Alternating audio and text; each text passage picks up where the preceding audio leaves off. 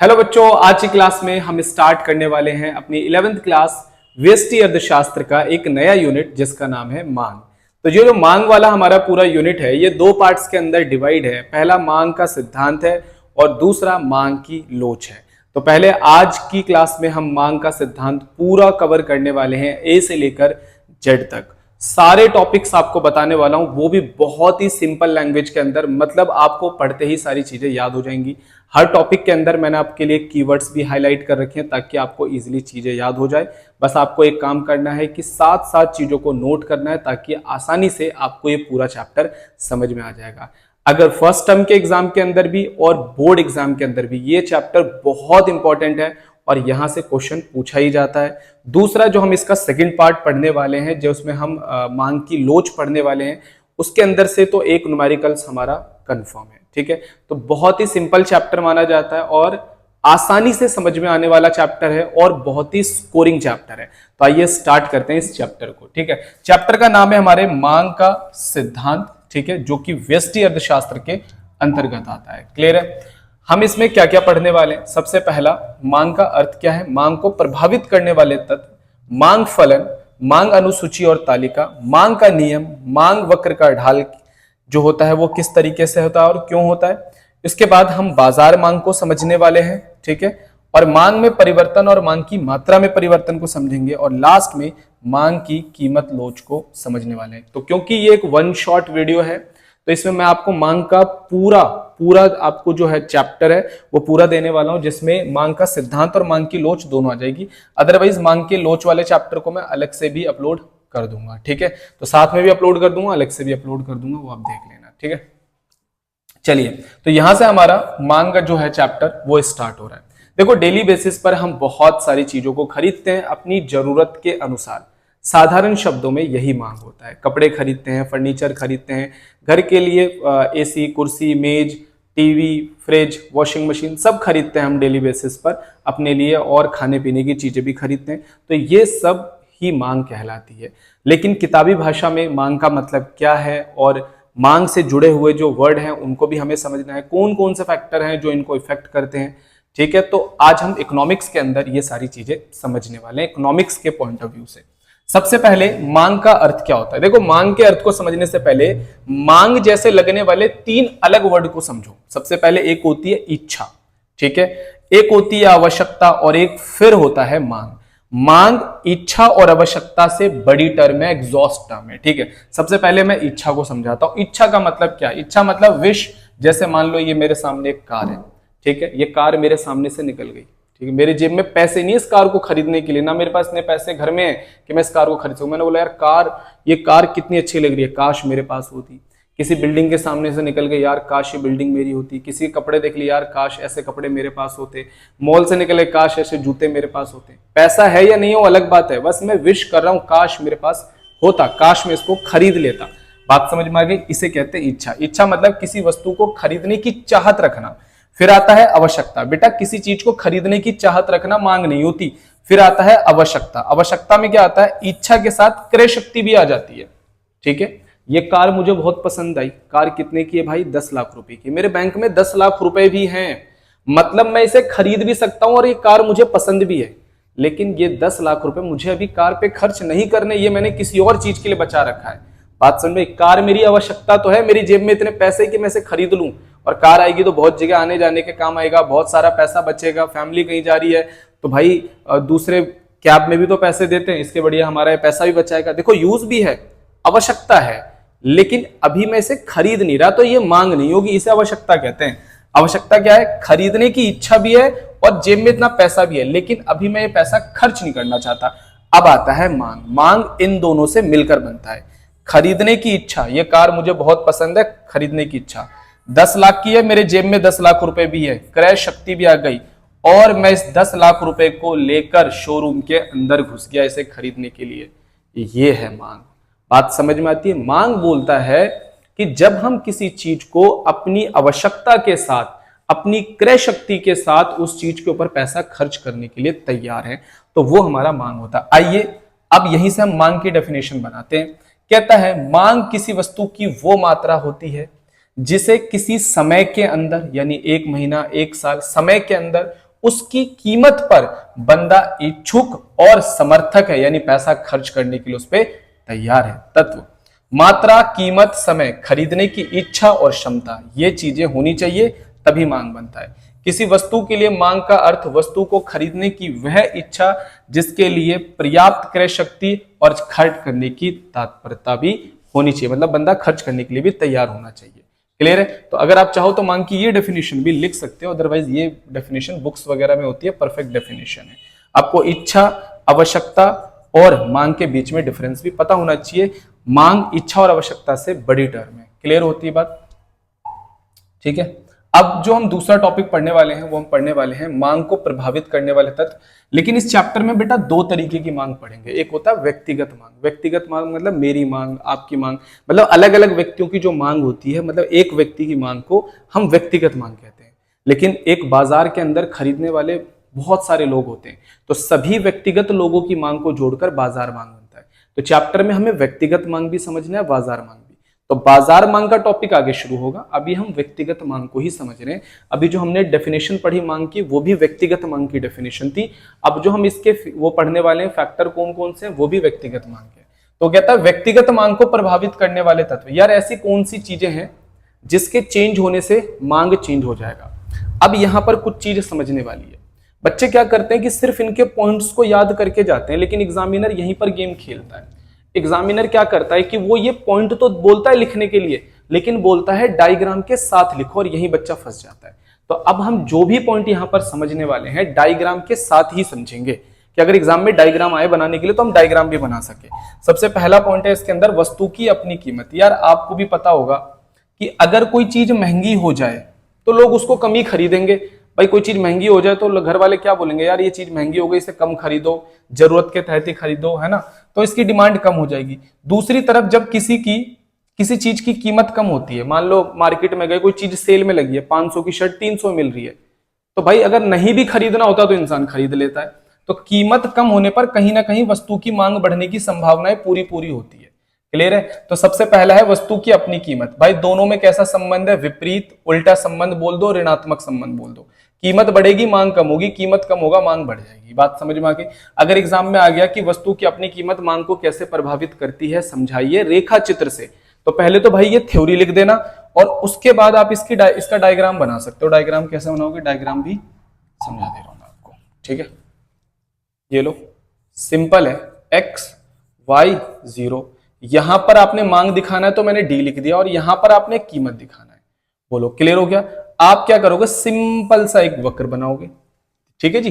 अब ने यहां पर मान लो एक पॉइंट लिया ए, तो यहां पर कीमत आ गई बेटा पी और मांग आ गई यहां पर क्यू। ठीक है। अब जैसे आप कीमत को कम करके देखो, कीमत को कम करा जी, ये आ गया P1। जैसे कीमत को कम करा, चेक करो, मांग बढ़ गई, कीमत कम हुई और मांग बढ़ गया। तो ए और बी, आप यही रेखा चित्र बना के दिखा देना, एग्जामिनर समझ जाएगा। थोड़ा इसे एक्सप्लेन भी कर देना, भाई एक्स अक्ष पर मांग, वाई अक्ष पर कीमत को दिखाया, मांग वक्र बनाया जिसका नाम दिया हमने डी। पहले मांग ए बिंदु पर था जहां पर कीमत पी था और मांग क्यू थी। जैसे ही बी बिंदु पर हमने मांग को करा तो यहां पर कीमत गिर जाती है और मांग बढ़ जाती है, जिससे पता चलता है कीमत और मांग में विपरीत संबंध होता है। भाई यही तो लिखना आपको। अगला है उपभोक्ता की अभिरुचि, प्राथमिकता। आप एक चीज याद रखना कि फैशन, रिवाज, आदतें, ये सब चीजें भी हमारी मांग को प्रभावित करती है। मार्केट के अंदर जिस चीज का फैशन चल जाए तो लोग उसको ज्यादा खरीदेंगे, मांग बढ़ जाएगी। फैशन गिर गया, मांग कम हो जाएगी। हम अगर किसी चीज को प्राथमिकता देने लग जाए, हम किसी चीज को बहुत ज्यादा पसंद करने लग जाए, तो जाहिर सी बात है उसकी मांग बढ़नी शुरू होगी। हाल ही के कुछ टाइम में लोगों ने एंड्रॉइड से ज्यादा एप्पल फोन को क्या करना शुरू कर दिया है, प्रीफरेंस देना शुरू कर दिया है, मतलब उसको प्राथमिकता देनी शुरू करी। तो देखो मार्केट में उसकी मांग कितनी तेजी से बढ़ गई।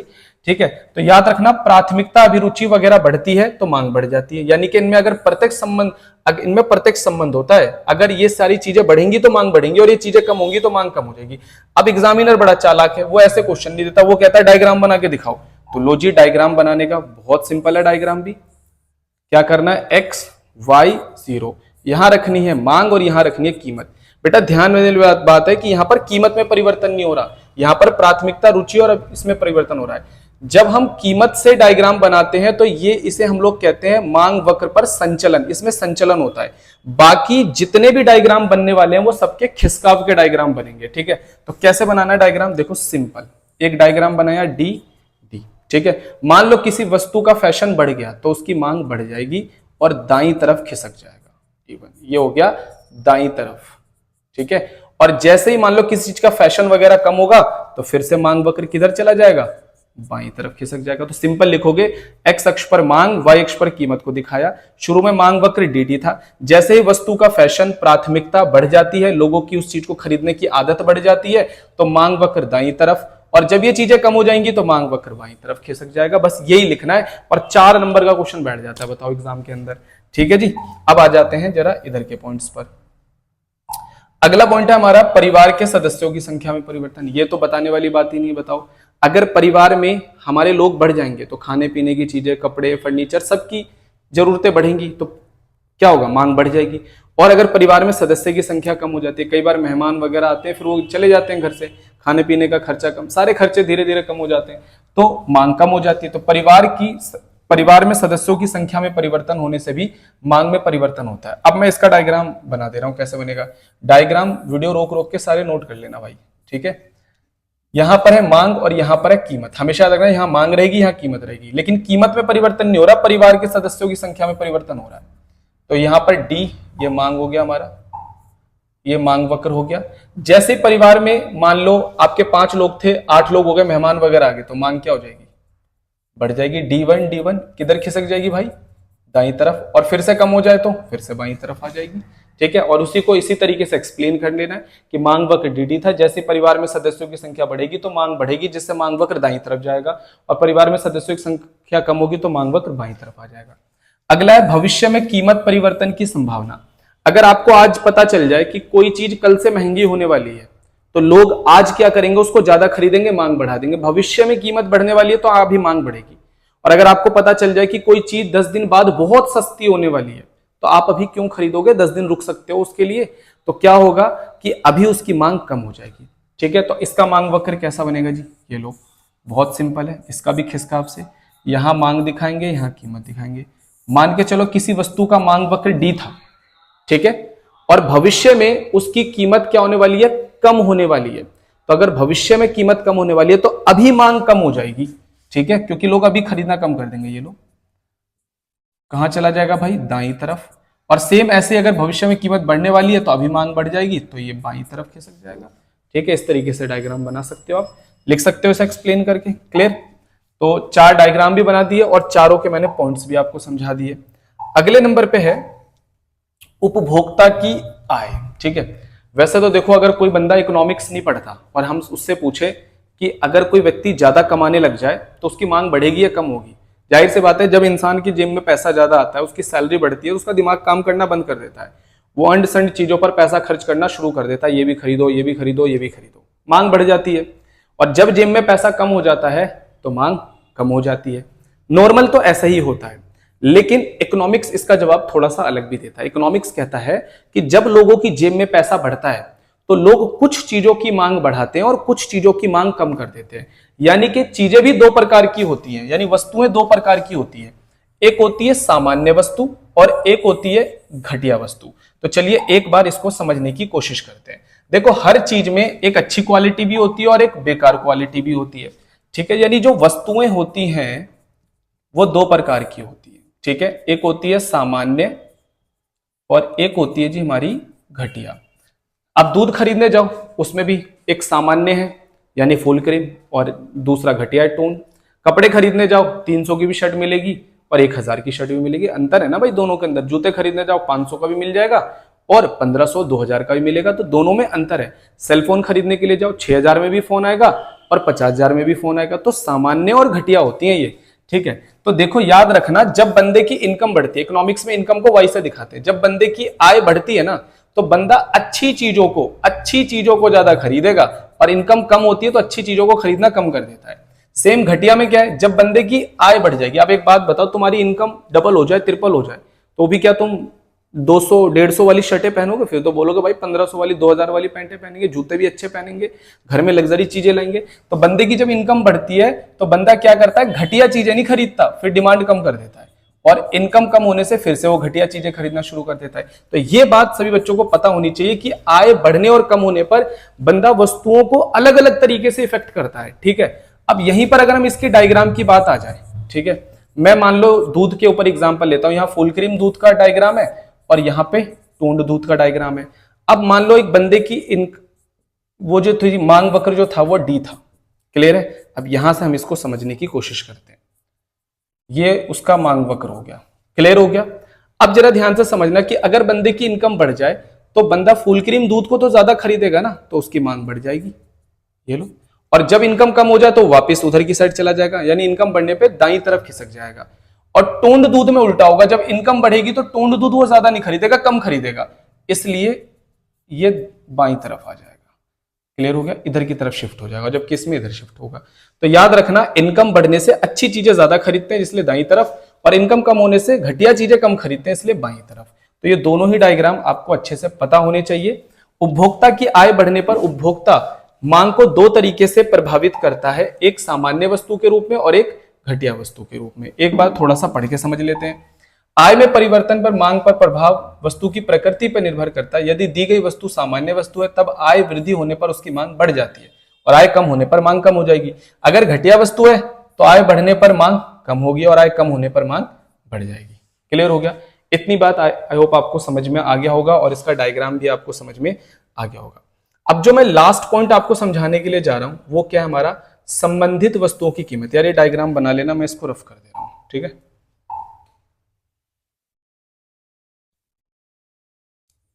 अब है हमारा संबंधित वस्तुओं की कीमत। संबंधित वस्तुओं की कीमत क्या कहती है? अच्छा, कई बार ऐसा होता है कि किसी एक वस्तु की कीमत में परिवर्तन होता है पर इसका असर दूसरी वस्तु की मांग पर पड़ जाता है। सबसे पहले संबंधित वस्तु दो तरीके की होती है, एक होता है स्थानापन्न जिसे प्रतिस्थापन वस्तु के नाम से भी जानते हैं, ठीक है, और दूसरा जो हमारा होता है वो होता है हमारा पूरक वस्तु, ठीक है। एक होता है हमारा पूरक वस्तु। सबसे पहले स्थानापन्न वस्तुएं क्या होती है भाई? स्थानापन्न वस्तुएं वो होती हैं जो एक दूसरे की जगह पे प्रयोग की जा सकती है, मतलब एक नहीं मिला तो दूसरे से काम चल जाएगा। जैसे अगर चाय नहीं मिली कॉफी से काम चलेगा, कोका कोला नहीं मिले पेप्सी से काम चलेगा, पेन नहीं मिला पेंसिल से काम चलेगा, सीडी नहीं चला डीवीडी से काम चलेगा, ठीक है भाई, जेल पेन नहीं मिला तो बॉल पेन से काम चलेगा, चावल नहीं मिला तो गेहूं से काम चलेगा। ये है एक तरीके से संबंध, एक तरीके से स्थानापन्न। स्थानापन्न वो होती है जो एक दूसरे की जगह पर यूज होती है। हर चीज का स्थानापन्न है यार, एक स्कूटी खरीदने जाते हो एक्टिवा है, जुपिटर है, ईवी खरीदने जाओ उसमें भी, मतलब हर चीज में स्थानापन्न है। फोन खरीदने जाते तो एक कंपनी का नहीं तो उसी की तरह दिखने वाली दूसरी कंपनी भी है ना, हर चीज का स्थानापन्न है। दूसरा होता है पूरक वस्तु। पूरक वस्तु वो होती है जो एक साथ प्रयोग में लाई जाती है, मतलब एक नहीं है तो दूसरे का भी काम नहीं है। कार नहीं है तो सीएनजी का क्या, सीएनजी नहीं है तो कार का क्या काम। बात समझ में आई कि नहीं? ये है पूरक वस्तुएं, ठीक है। पूरक वस्तु में जैसे चाय और चीनी, पेन और स्याही, कार और पेट्रोल, ब्रेड और मक्खन, ठीक है, पेन और रिफिल, ईट और सीमेंट, ये सब क्या है? एक तरीके से पूरक वस्तुएं जो एक साथ प्रयोग में लाई जाती है। अब सवाल उठता है कि इनका डायग्राम कैसे बना जाएगा। इंपॉर्टेंट तो सबसे ज्यादा डायग्राम है भाई, एग्जाम में पूछा जाएगा डायग्राम। हम क्या करेंगे, सबसे पहले लिखेंगे कि भाई संबंधित वस्तुएं, ठीक है, पूरा लिख लेना भाई। संबंधित वस्तुएं दो तरीके की हैं, एक है हमारा स्थानापन्न और दूसरा है हमारा पूरक, ठीक है। यहां पर मैंने दो ले लिया, एक तो मैंने लिख लिया पेप्सी, ठीक है, और यहां पर मैंने लिया कोका कोला, ठीक है। अब पेप्सी की मैं यहां पर क्या ले रहा हूं, कीमत, और कोका कोला की मैं यहां पर ले रहा हूं डिमांड। आप बताओ, अगर पेप्सी की कीमत बढ़ेगी तो कहीं ना कहीं लोग कोका कोला की तरफ जाएंगे, यानी कि कोका कोला, मान लो अभी कोका कोला की कीमत में चेंज नहीं हो रहा, पेप्सी की कीमत बढ़ेगी तो लोग कोका कोला को ज्यादा प्रीफरेंस देंगे, ठीक है, और पेप्सी की कीमत कम होगी तो लोग कोका कोला को कम खरीदेंगे। अब इसका डायग्राम समझो। सबसे पहले तो ये डायग्राम मैं किसका बना रहा हूं आपको ये समझना होगा।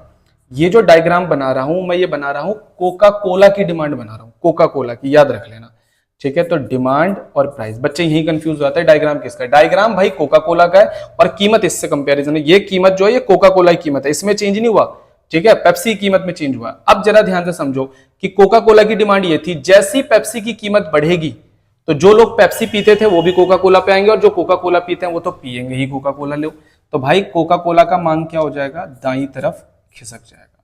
मान लो कि यहां पर तुम्हारा जो पेप्सी था वो 80 रुपए का था, ठीक है, और यहां पर जो तुम्हारा पेप्सी है वो 90 रुपए का। पेप्सी लिख लेना, ये पेप्सी का प्राइस है, ये पेप्सी का, बच्चे ही कंफ्यूज हो जाते हैं, ये पेप्सी का प्राइस है। जैसी पेप्सी का प्राइस बढ़ा, कोका कोला की मांग बढ़ गई, और ये वाला जो प्राइस है ये कोका कोला का, इसमें कोई परिवर्तन नहीं हुआ भाई, इसमें चेंज नहीं कर रहा हूं मैं। बात समझ में आ गई। अब आ जाते हैं हम पूरक में। मान लो यहां पर मैंने ले लिया सीएनजी, ठीक है, और यहां पर मैंने ले लिया कार। तो ये कार की डिमांड है, ठीक है, और यहां पर सीएनजी का प्राइस है। ध्यान से समझना, एक गुड्स का प्राइस यानी सीएनजी का प्राइस कार की डिमांड को देखो कैसे इफेक्ट करेगा। मान लो अगर सीएनजी महंगा हो जाए, ठीक है, तो जो कार खरीदने वाले लोग हैं ना, उनका कॉन्फिडेंस लूज होगा, वो डिमांड को कम कर देंगे। भाई सीएनजी इतनी महंगी हो रही है, क्या करेंगे, कार को खरीद के। सीएनजी सस्ती हो जाए, लोग कार खरीदने वाले लोग बढ़ जाएंगे। डायग्राम कैसा बनेगा, सबसे पहले ये डायग्राम मैं किसका बना रहा हूं, ये डायग्राम मैं कार का बना रहा हूं। ध्यान से समझना, कार की डिमांड इतनी थी मान के चलो, ठीक है, और मैं मान लेता हूं यहां पर जो सीएनजी था वो 1000 रुपए का था, एग्जाम्पल है। अब मान के चलिए कि सीएनजी का रेट अचानक बढ़ गया, 1000 से हो गया 1200, तो लोग कार को कम खरीदेंगे ना, तो कार का जो वक्र है वो बाईं तरफ आ जाएगा। अब यहां पर जो सीएनजी है वो 1200 रुपए का हो गया। क्लियर है। तो ऐसे आपको दिखाना पड़ेगा भाई बनाकर। एग्जाम में पता है क्या पूछता है कि दो वस्तुएं हैं, ठीक है, और संबंधित है। अब संबंधित वस्तु में कई बार बोलेगा या तो पूरक है या फिर वो स्थानापन्न है, या फिर बोल देगा कि भाई एक की जगह पर दूसरा इस्तेमाल हो सकता है तो स्थानापन्न है, या एक दूसरे के साथ इस्तेमाल हो सकता है तो पूरक है। क्वेश्चन जब भी आएगा तो पहले दिमाग में सोचेंगे कि वो स्थानापन्न है या पूरक है, ठीक है, हिंट देगा क्वेश्चन वाला। अगर वो स्थानापन्न है तो पहले स्थानापन्न की डेफिनेशन लिखो, और अगर वो पूरक है तो पहले पूरक की डेफिनेशन लिखो। बात समझ में आ गई। मान लो उसने बोला एक्स और वाई दो वस्तुएं हैं जो एक दूसरे के पूरक है, बताओ एक वस्तु की कीमत बढ़ेगी तो दूसरी वस्तु की मांग पर क्या असर पड़ेगा। तो सबसे पहले तो पूरक वस्तु के बारे में लिख देंगे, पूरक वस्तु होता क्या है, डेफिनेशन क्या होता है, सब समझा देंगे। उसके बाद लिखेंगे पूरक वस्तु में अगर एक वस्तु की कीमत बढ़ेगी तो दूसरे की मांग कम हो जाएगी, डायग्राम बना के दिखा दो। बस अगर बोलेगा कि भाई कीमत कम होगी तो दूसरे की मांग बढ़ जाएगी, मांग वक्र इधर की तरफ खिसका के दिखा देंगे। बात समझ में आई कि नहीं। तो अगर डायग्राम से क्वेश्चन आता है, अगर क्या डायग्राम से ही आएगा, नॉर्मल पूछेगा ही नहीं वो, तो डायग्राम से अगर क्वेश्चन आएगा तो ये चीज आप नोट कर लेना, ये आपको बहुत हेल्प करेगा आंसर को लिखने में। क्लियर हो गया। तो अब हमारा यहां पर जो ये सेकंड वाला टॉपिक था, बड़ा इंपॉर्टेंट टॉपिक था, ये हमारा खत्म हो गया। अब हम यहाँ पे तीसरे टॉपिक पे आ गए। भाई टॉपिक का नाम क्या है, टॉपिक का नाम है मांग फलन। व्यक्तिगत मांग फलन है, मतलब हम व्यक्तिगत मांग अभी पढ़ रहे हैं। मांग फलन क्या है यार, मांग फलन कहता है कि किसी वस्तु की मांग और उसे प्रभावित करने वाले तत्व, प्रभावित करने वाले तत्व क्या थे, किसी वस्तु की मांग को क्या प्रभावित करता है, उसकी कीमत प्रभावित करती है, ठीक है, अपनी कीमत आ गया। संबंधित वस्तुओं की कीमत प्रभावित करती है, उपभोक्ता की आय प्रभावित करती है, रुचि और प्राथमिकता प्रभावित करती है, उपभोक्ता की संभावनाएं परिवार प्रभावित करती है, परिवार में सदस्यों की संख्या, और तो लिखे भी नहीं है। तो किसी वस्तु की मांग और उसे प्रभावित करने वाले तत्व, जो अभी हम पीछे पढ़ के आए हैं, उसके बीच में जो मैथमेटिकल रिलेशन होता है ना, उसी को हम मांग फलन कहते हैं। मतलब अब यहां पर जरा समझो, जैसे ये वस्तु की अपनी कीमत है, ये संबंधित वस्तु की कीमत है, ये आय है, ये टेस्ट प्रीफरेंस है, इस तरीके से। तो अगर आप इनमें से किसी में भी चेंज करोगे तो ऑटोमेटिकली ये जो मांग है, एक्स वस्तु की मांग है, इसमें क्या हो जाएगा, चेंज। इसी को हम कहते हैं मांग फलन। एग्जाम में अगर आगे ना मांग फलन क्या है तो हम लिखेंगे मांग और किसी वस्तु की मांग और उसे प्रभावित करने वाले तत्वों के बीच फलनात्मक संबंध बताता है, ये लिख देना, बस खत्म। अगला हमारा मांग अनुसूची या फिर मांग तालिका। मांग अनुसूची क्या कहता है, अब कोई भी कीमत है, जैसे मान लो किसी चीज की कीमत यहाँ 20 थी, यहाँ 30 हो गई या 40, कीमत क्या हो रही है, बढ़ रही है। कीमत बढ़ेगी मांग कम हो जाएगी, ये लोग कम कर दिया। अगर मैं यही कीमत बढ़ा रहा होता, सॉरी कम कर रहा होता, तो यहाँ मांग बढ़ा देता। यानी कि अलग अलग कीमत पर वस्तु की अलग अलग मात्रा को दर्शाने वाली एक तालिका होती है जिसे हम मांग अनुसूची कहते हैं। कहता है वह तालिका है जो किसी वस्तु की विभिन्न कीमतों पर खरीदी गई उस मात्रा की विभिन्न मात्रा को प्रकट करती है, ये तालिका, ठीक है। अब आ जाता है अगर मांग वक्र का ग्राफ कैसा बनेगा। मैंने आपको बताया था कि जो मांग होती है, यानी जो मांग है और जो कीमत है, उनके बीच विपरीत संबंध होता है। मांग बढ़ेगा, कीमत कम होगा, मांग कम होगा, कीमत बढ़ेगा, ठीक है। तो याद रखना, इसी वजह से इसका जो डायग्राम बनता है वो ऋणात्मक ढाल वाला बनता है, इसे कहते हैं ऋणात्मक ढाल। देखो ये कीमत है, ये मांग हो गई, जैसी कीमत कम करी मांग बढ़ गई। बात समझ में आई कि नहीं आई। तो इसलिए ऋणात्मक ढाल वाला बनता है, यह है मांग वक्र। क्लियर, मांग वक्र ऋणात्मक ढाल वाला बनता है, सबको पता होना चाहिए। अब आ जाते हैं, हमारा एक टॉपिक आ रहा है, टॉपिक का नाम है मांग का नियम क्या है। ठीक है, बड़ा इंपॉर्टेंट क्वेश्चन है और इसमें तीन बातें, मांग के नियम की परिभाषा, अपवाद, ठीक है, और अवधारणाएं, मान्यताएं, सॉरी। तो ये मांग के नियम की तीन बातें हमारे को पढ़नी है।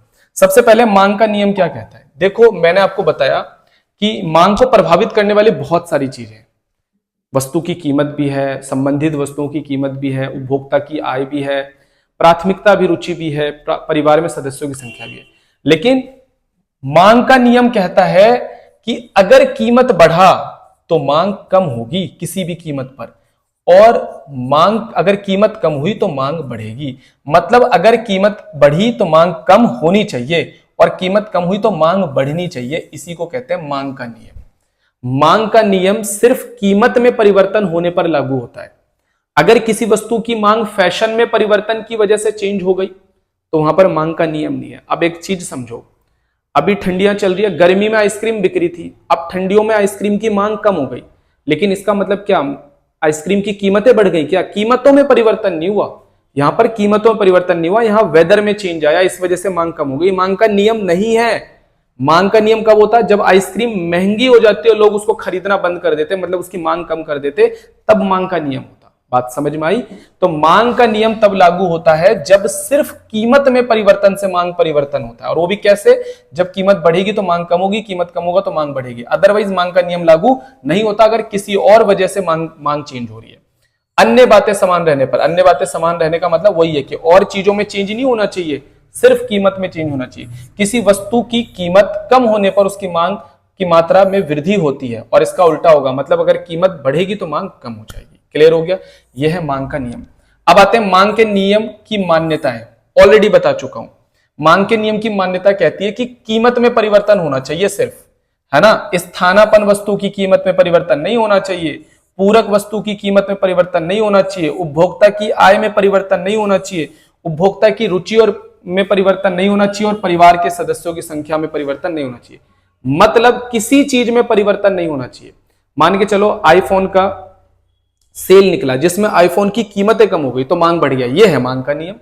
आईफोन की कीमतें बढ़ गई जिससे उसकी मांग कम हो गई, ये है मांग का नियम। ठीक है, लेकिन आईफोन का फैशन चला जिसकी वजह से आईफोन लोगों ने खरीदना शुरू कर दिया, ये मांग का नियम नहीं है। किसी कपड़े का फैशन चला जिससे लोगों ने उसे ज्यादा खरीदना शुरू कर दिया, ये मांग का नियम नहीं है। क्लियर होता है? मांग का नियम सिर्फ वस्तु की अपनी कीमत की वजह से लागू होता है। इसमें अगला टॉपिक है मांग के नियम का अपवाद। मांग के नियम का अपवाद कहता है कि भाई कीमत बढ़ी तो मांग कम होना चाहिए, पर कई बार ऐसा नहीं होता, तो ये मांग के नियम का अपवाद बनता है। कई बार कीमत कम हुआ तो मांग बढ़ना चाहिए, पर ऐसा नहीं हुआ तो ये मांग का नियम का अपवाद है। या फिर कीमत में परिवर्तन नहीं हो रहा पर मांग में परिवर्तन हो जा रहा है, तो ये मांग के नियम का अपवाद बनता है। मांग के नियम का अपवाद वो है जहां पर मांग का नियम लागू नहीं होता, मतलब वहां कीमत मैटर नहीं करता, डिमांड अपने हिसाब से बढ़ता है और कम हो जाता है। तो ऐसी कुछ सिचुएशन को हम समझेंगे, बहुत इंपॉर्टेंट क्वेश्चन है, एग्जाम के अंदर पूछा जाता है। पहला है गिफिन वस्तु। गिफिन वस्तु मतलब होता है घटिया वस्तु। देखो, घटिया वस्तु पर ना मांग का नियम लागू नहीं होता। मैं एक एग्जांपल से समझाता हूं। मान लो टोंड दूध है और फुल क्रीम है। टोंड दूध का रेट अगर कम हुआ तो देखना फुल क्रीम का भी कम होता है, मतलब ये दोनों गुड्स आपस में जॉइंट होते हैं, सामान्य और घटिया। सामान्य पे फर्क पड़ता है तो घटिया पे जरूर फर्क पड़ता है, या घटिया पे पड़ता है तो सामान्य पे फर्क पड़ता है। देखो, अगर टोंड दूध कम हुए, रेट कम हुए, और फुल क्रीम के भी थोड़े से कम हुए, तो होगा क्या कि जो फुल क्रीम पीते हैं वो फुल क्रीम ही पीएंगे, लेकिन बहुत सारे जो टोंड पीते थे ना वो भी फुल क्रीम पीना शुरू होंगे, क्योंकि फुल क्रीम के रेट भाई कम हो चुके हैं। अब यहां पर हुआ क्या कि टोंड दूध की कीमत कम हुई तो मांग बढ़नी चाहिए थी, उल्टा मांग कम हो गई, इसलिए मांग का नियम लागू नहीं होता। ठीक है, गिफिन वस्तुएं उच्च दर्जे की निम्न कोटि वस्तुएं होती हैं। जब ऐसी वस्तुओं की कीमत गिरती है तो अन्य वस्तुओं की तुलना में सस्ती होने लग जाती है, जिनसे इन वस्तुओं की मांग कम हो जाती है। क्लियर है? अब आ जाते हैं फैशन में से संबंधित वस्तुएं। कुछ चीजों का ना मार्केट में फैशन आता है। जब किसी चीज का, मान लो कपड़े का, फोन का, किसी चीज का अगर मार्केट में फैशन आ गया ना, तो लोग ये नहीं देखते कि उसकी कीमत बढ़ रही है या कम हो रही है, उसको खरीदते ही खरीदते हैं। अगर कोई चीज ट्रेंड में है, फैशन में है, तो उसका कीमत बढ़ जाए या कम हो जाए उससे फर्क नहीं पड़ेगा, ट्रेंड के हिसाब से डिमांड बढ़ेगा और कम होगा। तो फैशन में प्राइस बढ़ने से डिमांड कम नहीं होती, इसलिए मांग का नियम लागू नहीं होता यहां पर। ठीक है, अगला पॉइंट है हमारा जीवन की अनिवार्य वस्तुएं। यार दवाइयां हो गई, राशन हो गया, ये कुछ खाने पीने की चीजें, ठीक है, ये बहुत जरूरी होती है। अब मान लो दवाइयों के रेट बढ़ गए तो हम क्या बोलेंगे, एक गोली कम खाएंगे, ऐसा तो पॉसिबल नहीं है। और दवाइयों के रेट अगर कम हो गए तो क्या बोलेंगे, चलो 2-4 गोली एक्स्ट्रा खा लेते हैं। यार ये पॉसिबल नहीं है। इसका मतलब जो चीजें जीवन के लिए अनिवार्य हैं उनका रेट बढ़ जाए या कम हो जाए उसकी डिमांड पर असर नहीं पड़ता, हमें जितना इस्तेमाल करना है हम उतना ही करेंगे। मौसम में परिवर्तन हो जाए, ठीक है, अगर मौसम में परिवर्तन हो जाए, मान के चलो कि ठंडियों से गर्मियों का मौसम आ गया, ठीक है, हमें कंबल खरीदना, मान लो कंबल के रेट गिर गए। कंबल के रेट सर्दियों में कैसे होते हैं, महंगे होते हैं, तब भी हम खरीदते हैं। लेकिन अगर मान लो गर्मियां आ गई, कंबल के रेट गिर गए, तो हम क्या करेंगे, गर्मियों में कंबल ओढ़ के सोएंगे, भाई कंबल लेकर आते हैं नया, गर्मियों में कंबल ओढ़ के सोएंगे, पॉसिबल नहीं है ना।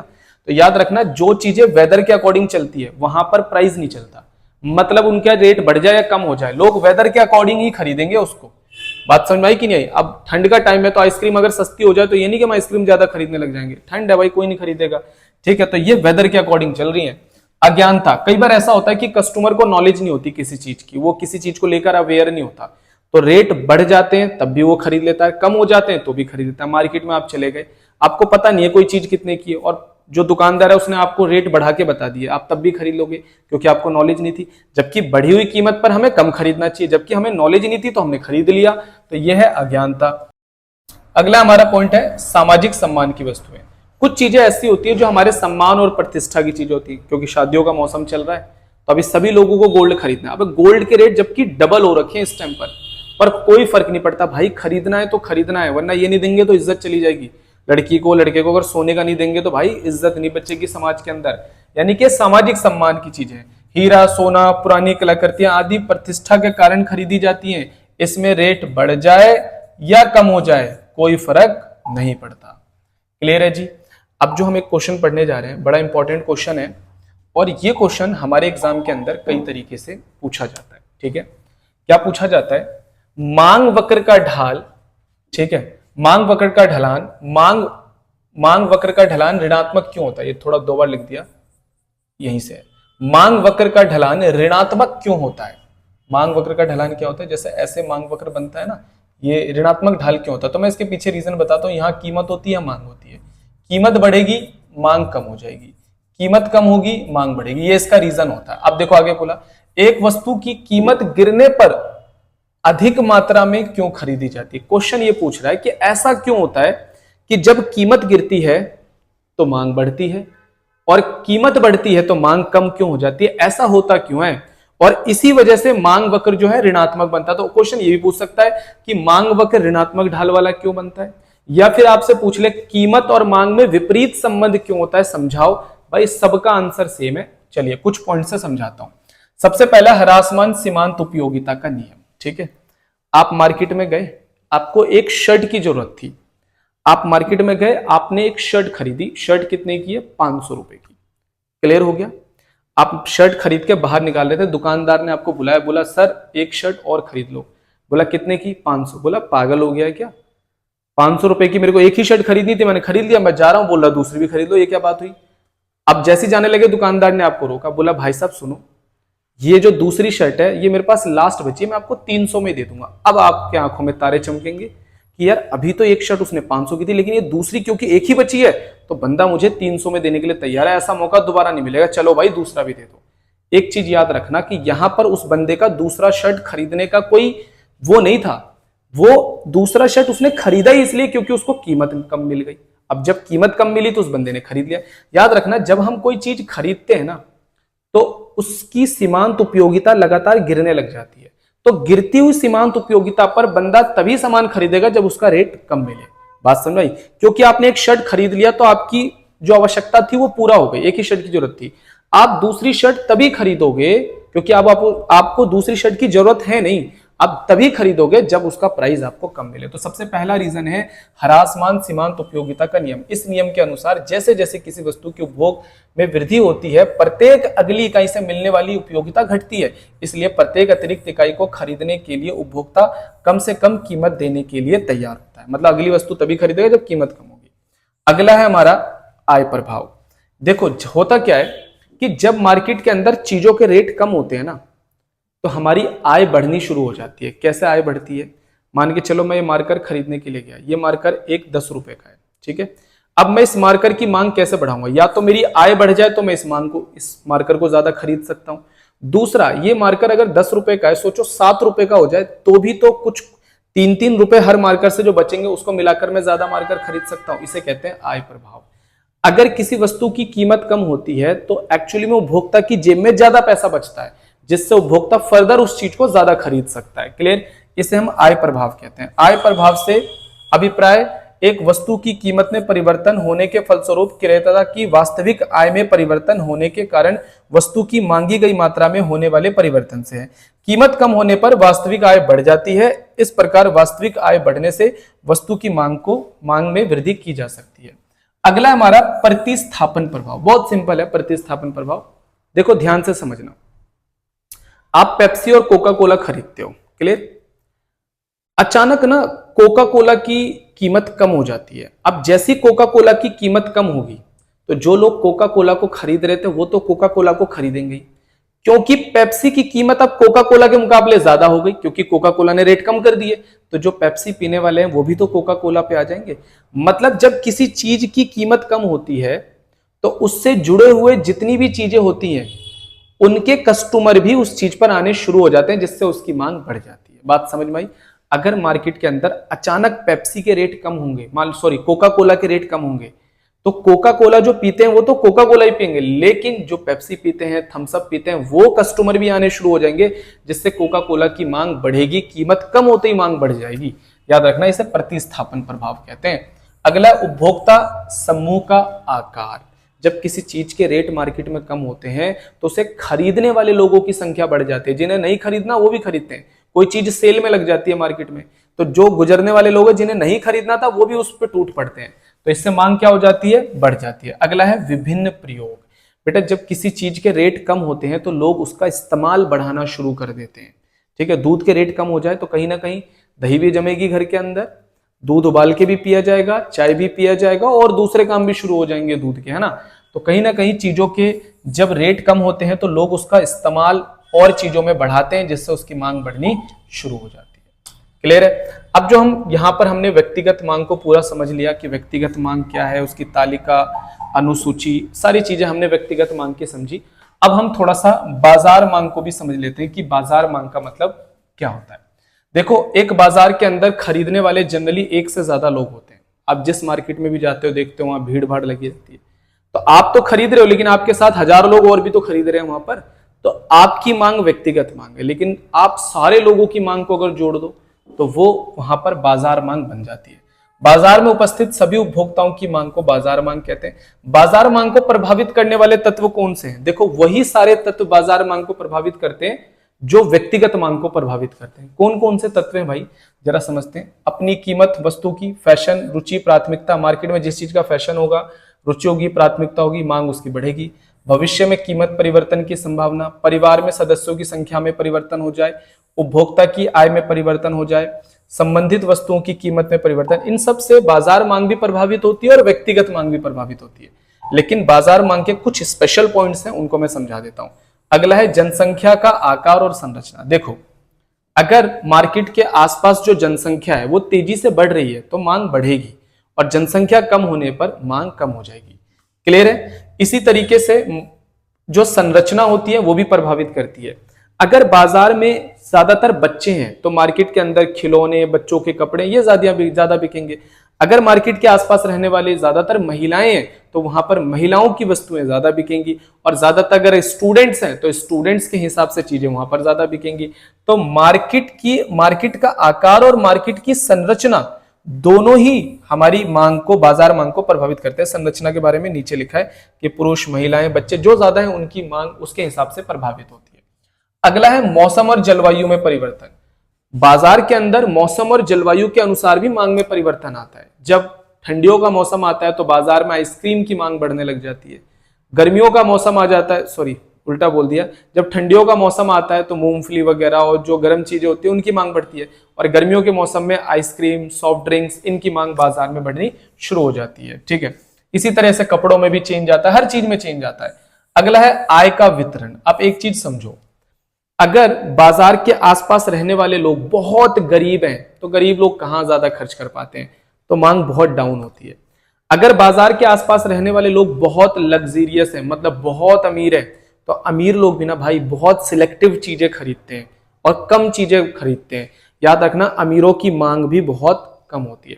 अगर बाजार के आसपास रहने वाले लोगों की आय असमान है, यानी बहुत गरीब या बहुत अमीर, तो मांग कम होगी। लेकिन अगर समान वितरण है, रहने वाले सारे लोगों की आय लगभग एक जैसी है, तो वहां पर हमेशा मांग आपको ज्यादा मिलेगी।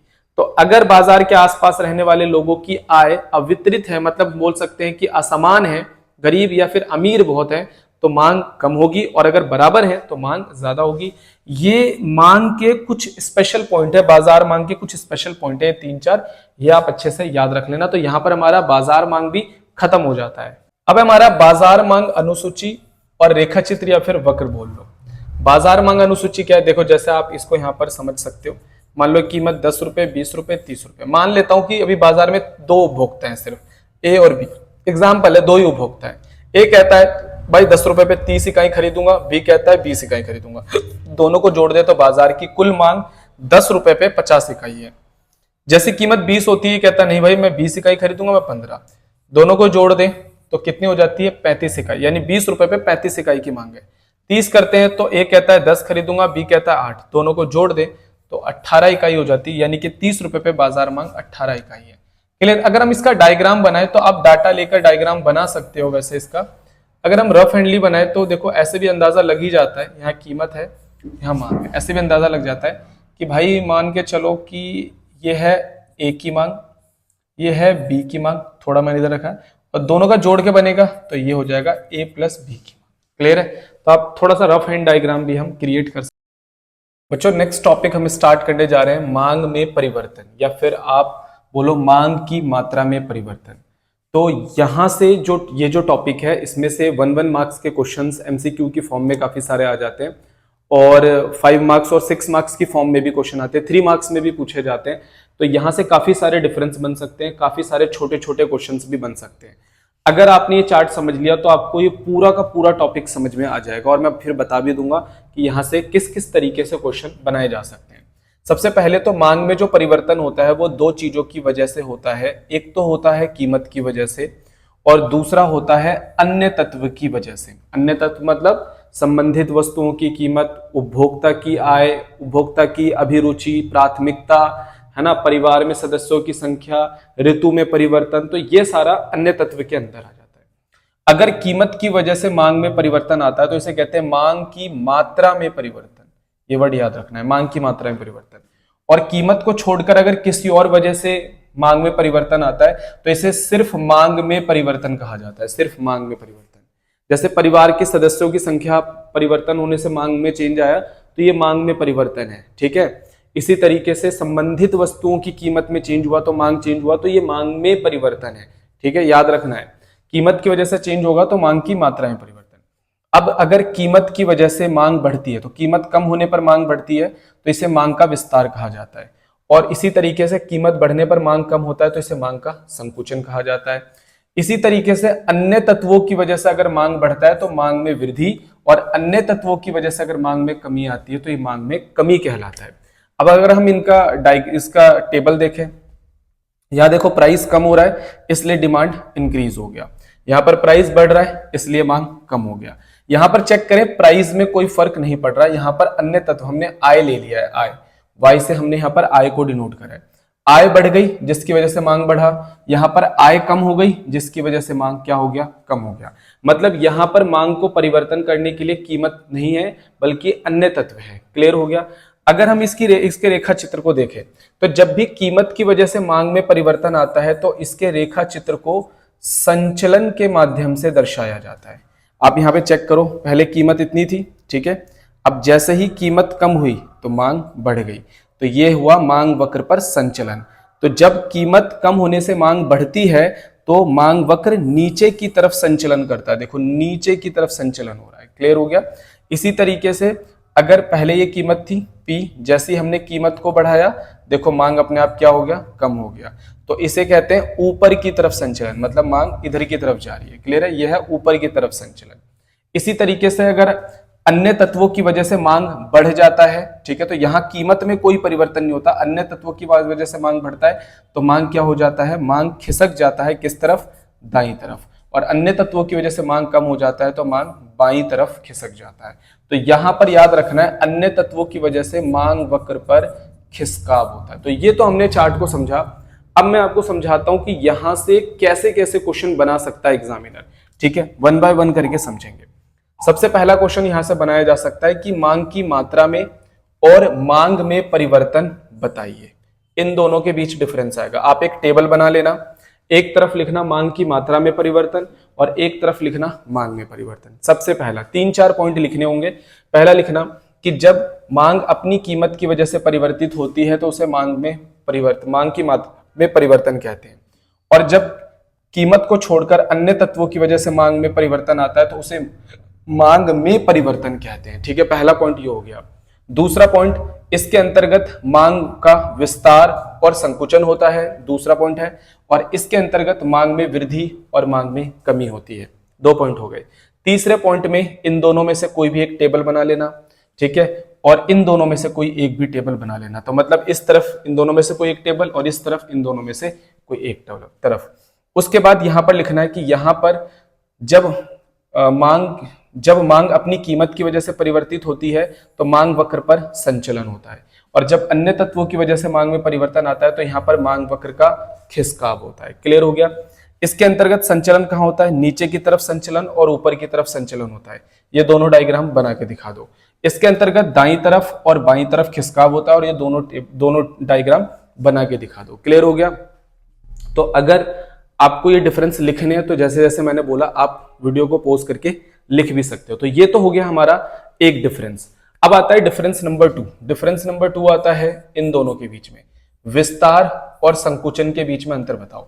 देखो विस्तार भी कीमत की वजह से है और संकुचन भी कीमत की वजह से है, लेकिन यहां पर क्या लिखेंगे, जब कीमत कम होने से मांग बढ़ जाता है तो इसे मांग का विस्तार कहते हैं और जब कीमत बढ़ने से मांग कम होता है तो इसे मांग का संकुचन कहते हैं। ये इसकी तालिका है, ये इसकी तालिका है, ठीक है। अब इसके अंतर्गत ये वाला रेखा चित्र बनेगा, इसके अंतर्गत ये वाला रेखा चित्र।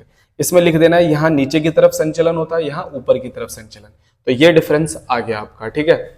उसके बाद डिफरेंस यहां भी पूछा जा सकता है, मांग में वृद्धि और मांग में कमी बताओ। जब अन्य तत्वों की वजह से मांग बढ़ती है तो उसे मांग में वृद्धि, और जब अन्य तत्वों की वजह से मांग कम होती है तो उसे मांग में कमी कहा जाता है।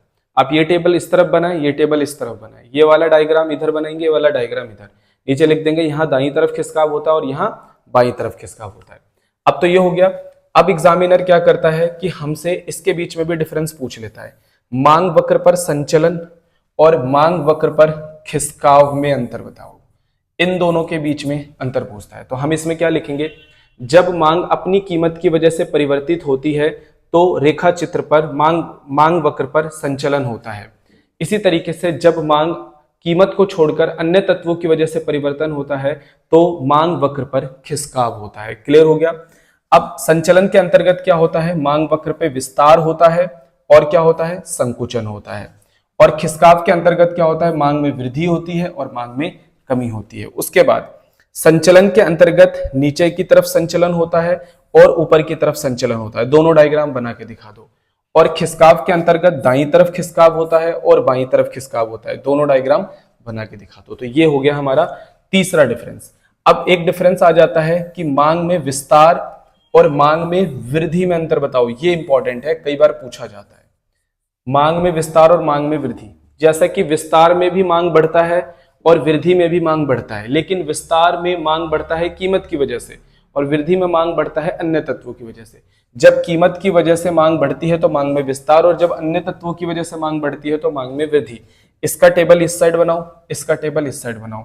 इसके अंतर्गत मांग वक्र पर संचलन और इसके अंतर्गत मांग वक्र पे खिसकाव होता है।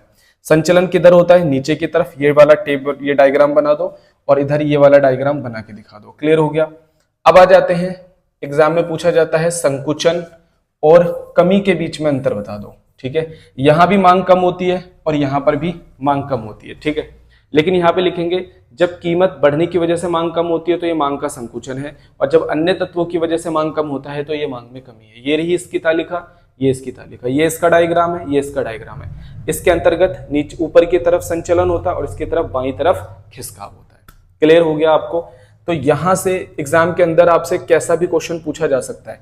जैसे वो बोले कि भाई उपभोक्ता की आय बढ़ गई जिसकी वजह से मांग बढ़ गया, तो बताइए इसका डायग्राम कैसा बनेगा? संचलन का बने, मतलब इस तरफ पूछा जाएगा, नीचे की तरफ संचलन, ऊपर की तरफ संचलन, दाईं तरफ खिसकाव, बाईं तरफ खिसकाव। तो आय बढ़ने से मांग बढ़ रही है तो दाईं तरफ खिसकाव, ये वाला रेखा चित्र आ जाएगा। तो वो क्या करता है कि कई बार कुछ ऐसे ऑप्शंस ले लेता है और बोल 4 डायग्राम दे देगा और बोलेगा कि चारों में से सही वाला जो डायग्राम है वो बताओ। जैसे परिवार में सदस्यों की संख्या कम हो गई तो मांग कम हो गई, तो हमें पहले पहचानना है कि परिवार किस में आएगा, कीमत में या अन्य तत्व में, तो ये अन्य तत्व में आएगा। अब हमारी मांग क्या हो रही है? कम हो रही है, तो मांग कम हो रही है परिवार में सदस्यों की संख्या कम होने से, तो इसका जो डायग्राम है ये खिसकाव का बनेगा, और खिसकाव में कौन सा? बाईं तरफ खिसकाव का बनेगा। क्लियर है? अब एग्जाम के अंदर क्वेश्चन पूछा जाता है कि मांग वक्र के दाईं और बाईं तरफ खिसकाव के कारण बताइए। ये क्वेश्चन बहुत पूछा जाता है, ठीक है? तो मैं बता देता हूं, मांग वक्र दाईं तरफ कब खिसकता है और बाईं तरफ कब खिसकता है, ठीक है? तो दाईं तरफ खिसकाव का मतलब क्या है? जब मांग वक्र इधर की तरफ चला जाता है, और बाईं तरफ खिसकाव का मतलब क्या है? जब मांग वक्र इधर की तरफ चला जाता है। दाईं तरफ में मांग बढ़ती है और बाईं तरफ में मांग कम होती है, क्लियर है? लेकिन दोनों ही अन्य तत्वों की वजह से होता है, कीमत में परिवर्तन से खिसकाव नहीं होता। अब जैसे 1 बाय 1 करके आप समझ लो, क्योंकि ये क्वेश्चन इंपॉर्टेंट है। मांग वक्र में दाईं तरफ खिसकाव कब होता है, बाईं तरफ खिसकाव कब होता है? 1 बाय 1 करके पॉइंट मैं आपको बताता हूं। जब फैशन, अभिरुचि और प्राथमिकता में एक तरीके से बोल सकते हैं पॉजिटिव चेंज होता है, मतलब किसी वस्तु की प्राथमिकता बढ़ जाए, फैशन बढ़ जाए, अभिरुचि बढ़ जाए, तो उसकी मांग बढ़ती है, जिससे दाईं तरफ खिसकाव होता है। अगर फैशन, प्राथमिकता और अभिरुचि कम हो जाए तो मांग कम होती है, मांग वक्र बाईं तरफ खिसक जाता है। पहला पॉइंट समझ में आ गया होगा। दूसरा पॉइंट, अगर सामान्य वस्तुओं के उपभोक्ता की आय बढ़ जाती है तो फिर मांग क्या हो जाता है? बढ़ जाता है, जिससे मांग वक्र दाईं तरफ। और सामान्य वस्तु के उपभोक्ताओं की आय अगर कम हो जाती है तो मांग वक्र बाईं तरफ खिसक जाता है। क्लियर हो गया? इसी तरीके से अगर ऋतु में पॉजिटिव चेंज है, यानी कि जैसे गर्मियों का मौसम है तो भाई आइसक्रीम की मांग तो बढ़ी जाएगी ना, तो इसी तरीके से अगर मौसम में, उस वस्तु के लिए मौसम में धनात्मक परिवर्तन है तो फिर दाईं तरफ, और अगर ऋणात्मक परिवर्तन है तो फिर कहां पर आ जाएगा? बाईं तरफ आ जाएगा। इसी तरीके से संबंधित वस्तुओं भी के बारे में भी लिख सकते हो, और भी बहुत सारे रीजन है, दाईं तरफ कब खिसकता है और बाईं तरफ कब खिसकता है, ठीक है? तो आप कई सारे रीजन है आप यहां पर लिख सकते हो। ये क्वेश्चन बहुत इंपॉर्टेंट है कि मांग वक्र दाईं तरफ कब खिसकता है और बाईं तरफ कब खिसकता है। तो बुक्स के अंदर बहुत सारे रीजन है, आप वहां से भी देख सकते हो, ठीक है? अगर ये चार्ट आपको याद हो गया तो आपको सारे क्वेश्चन के आंसर्स मिल जाएंगे। बच्चों, अब हम स्टार्ट करने के लिए जा रहे हैं अपनी मांग वाली यूनिट का सेकंड चैप्टर, जिसका नाम है मांग की कीमत लोच। वैसे मांग की लोच 3 प्रकार की होती है। पहला होता है मांग की कीमत लोच, जो ये बताता है कि कीमत में परिवर्तन होने से मांग में कितना परिवर्तन आ रहा है, और यही हमारे सिलेबस के अंदर भी है। उसके बाद आता है मांग की आय लोच, जो बताती है कि उपभोक्ता की आय में परिवर्तन से मांग के ऊपर वो क्या असर डालता है, लेकिन ये हमारे सिलेबस के अंदर है नहीं। और उसके बाद आता है मांग की तिरछी लोच, जो बताता है कि संबंधित वस्तुओं की कीमत में अगर परिवर्तन हुआ तो किसी वस्तु की मांग पर क्या असर पड़ेगा, ये भी हमारे सिलेबस के अंदर नहीं है। ये दोनों हमारे को ग्रेजुएशन लेवल पे पढ़ना है। हमारे सिलेबस के अंदर है सिर्फ मांग की कीमत लोच, इसीलिए चैप्टर का नाम भी मांग की कीमत लोच है। मांग की कीमत लोच चैप्टर बहुत इंपॉर्टेंट है, एग्जाम के अंदर यहाँ से न्यूमेरिकल्स भी आ जाता है और इसकी थ्योरी भी काफी ज्यादा इंपॉर्टेंट है। मांग की कीमत लोच के अंदर मैं आपको इसकी अवधारणा यानी डेफिनेशन क्लियर करने वाला हूँ, सारे फॉर्मूले क्लियर करेंगे, इसका महत्व समझेंगे और समझेंगे कि मांग की कीमत लोच का प्रैक्टिकल लाइफ के अंदर क्या उपयोग है।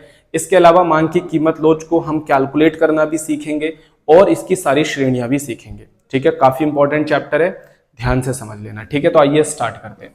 सबसे पहले मांग की कीमत लोच का मतलब क्या है? मांग की कीमत लोच से तात्पर्य है कि किसी वस्तु की कीमत में परिवर्तन होने पर उसकी मांग कितनी बदलती है, मतलब कि कीमत चेंज होने से मांग में कितना परिवर्तन आ रहा है। यदि किसी वस्तु की कीमत बढ़े या घटे तो लोग उस वस्तु को कितना कम या ज्यादा खरीदेंगे, ये हमें बताता है कौन? मांग की कीमत लोच। मांग की कीमत लोच का जो फॉर्मूला है, इसका फॉर्मूला है मांग में परिवर्तन अपॉन में मूल्य में परिवर्तन, यानी कीमत में परिवर्तन। तो मांग की कीमत लोच का फॉर्मूला याद रख लेना, मांग में प्रतिशत परिवर्तन अब बटे में कीमत में प्रतिशत परिवर्तन, यानी मूल्य में प्रतिशत परिवर्तन। इसे निकालने का एक और तरीका होता है delta Q upon Q into में 100। डेल्टा क्यू मतलब होता है मांग में परिवर्तन और क्यू का मतलब होता है शुरुआती मांग और इंटू में 100। अगर मूल्य में परिवर्तन नहीं दे रखा तो हमें delta P upon P into में 100 करना चाहिए। इसी से एक फॉर्मूला और ड्राइव होता है delta Q delta P into में पी बाय क्यू। तो जब अभी हम न्यूमेरिकल्स करेंगे तो ये हमारा बहुत काम आने वाला है आगे जाके, ये तीनों फॉर्मूले, तो वहां पर मैं फर्दर बता भी दूंगा।